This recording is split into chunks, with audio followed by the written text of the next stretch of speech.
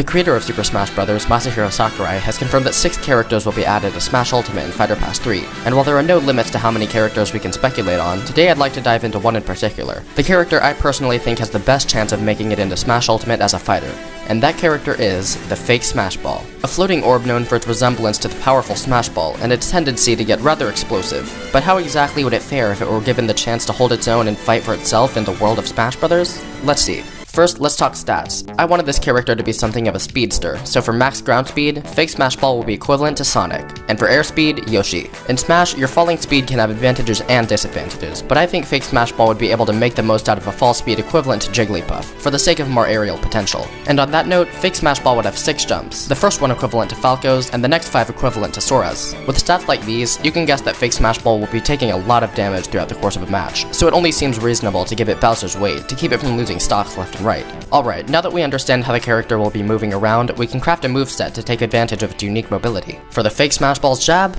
it would explode.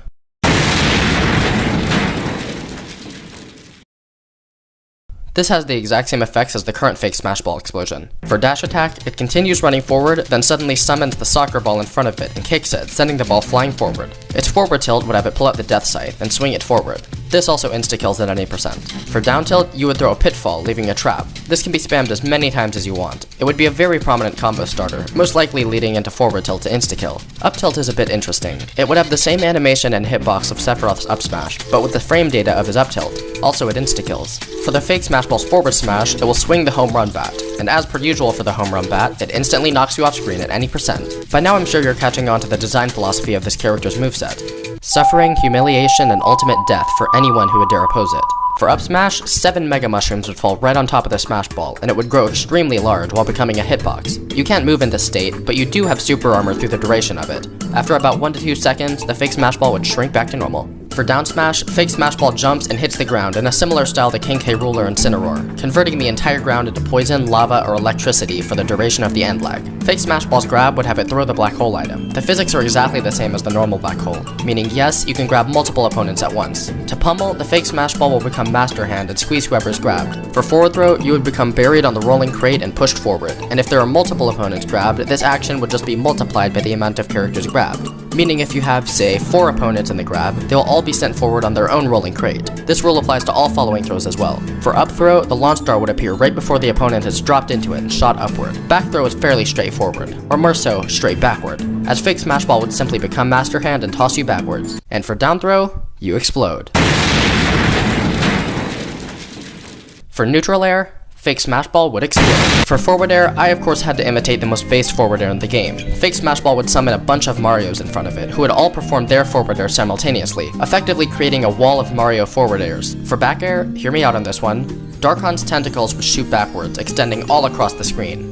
This is also an insta-kill. Up air would summon Entei, and I don't mean you throw a Pokeball. When you use up air, Entei immediately spawns right above you and shoots a fiery pillar upward. And finally, down air would have the fake Smash Ball drop an Alolan Exeggutor downward. The Exeggutor falls downward with the same physics of Steep's Anvil, but with the hitbox size of Exeggutor. Also, if done over the stage, the Exeggutor will land on the ground and continue walking around as if it were a normal Exeggutor from a Pokeball. Though be careful, as it will still have a hitbox, so maybe don't try wall jumping off of this one.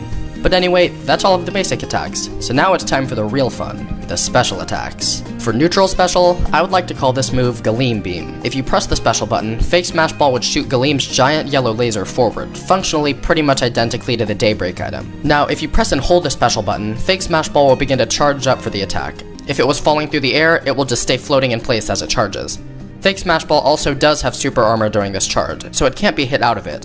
And if you release the button after charging for 3 seconds, fake Smash Ball will shoot out 8 lasers in differing directions, and each opponent will be targeted and seeked out by 1 laser. So if you're playing against 7 opponents, each one will be auto-targeted and hit with 1 laser. And if you have 1 opponent, 1 laser will target them while the other 7 ignore them. And anyone who makes contact with any one of these lasers will be instantly KO'd.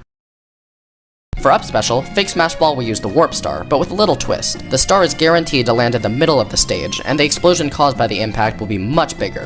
This is a fairly simple move, useful for stage control and catching your opponent off guard. For side special, it would explode. Wait, there is more to this one. The moment you use side special, Fake Smash Ball would begin to explode while dashing forward. The speed at which it dashes forward would be equivalent to that of Marth's Final Smash, but as it dashes forward, it would leave copies of the explosion effect right behind it. This very well may crash the game. And last of the special moves is the down special. And I figured this was the best time to incorporate a bit of RNG into the moveset. Down special would have Fake Smash Ball pull out an assist trophy. This assist trophy would have a 50% chance of spawning Waluigi and a 50% chance of spawning every assist trophy in the game.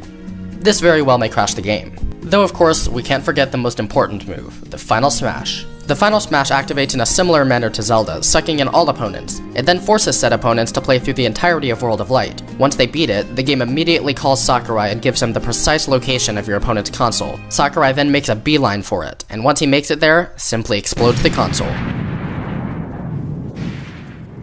This very well may crash the game. Up taunt would have a red eye shine appear on the ball. Side taunt would have it say a random intimidating line from another character. Talk is cheap. I'm done here. And down taunt would summon Luigi, who would give your opponent the L. I cannot think of something more insulting than taking an L from Luigi himself. For alt, the default would have the look of the Fake Smash Ball in Smash Ultimate. The next two would resemble the Smash Ball from Brawl and the one from Smash 4, though it would still be inverted in the same way to look like the Fake Smash Ball. That also applies to the rest of the alts. Next would be a fiery one, to reference the Smash Ball seen in the Inkling and Sora reveal trailers. Next is a black and white alt. This serves as the character's edgy alt, but it also serves as a reference to the Smash Ball seen in the game's logo. Next would be somewhat of an inverted color scheme, referencing the one in the logo of the Smash Wiki. And the final alt would be King DDD. And I know it seems like I picked DDD specifically because he's my main, and that's because I did. The first victory screen would have Fake Smash Ball stand there and just stare into the camera. The next would have it stare at the screen, then run up to it for a jump scare. And the final would have it explode. Thank you for watching, everyone. If you enjoyed the video, maybe leave a like. And if you'd like to see more content like this, I recommend subscribing. I definitely feel that the Fake Smash Ball would be an amazing addition to the Smash roster, but until it does happen, I'll keep sending Nintendo an email every hour of the day requesting it.